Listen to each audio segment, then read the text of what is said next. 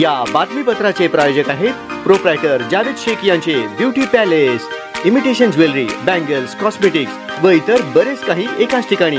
पत्ता twinkle school समोर, किडबाई चौक, सोलापूर। खास रमजान निमित्त धमाका ऑफर, प्रत्येक वस्तूवर तब्बल 50% डिस्काउंट।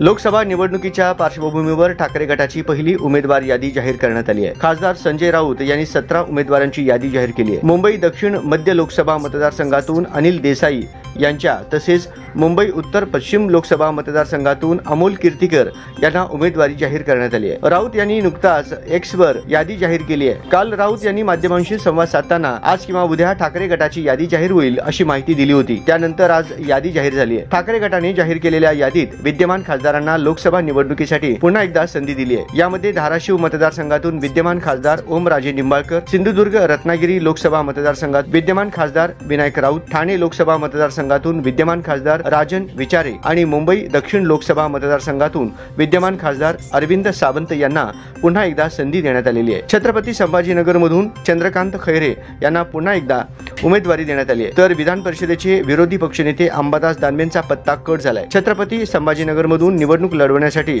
दानवे इच्छुक होते, मात्र ठाकरे गटाकडून पुन्हा एकदा खैरे यांना संधी देण्यात आली आहे।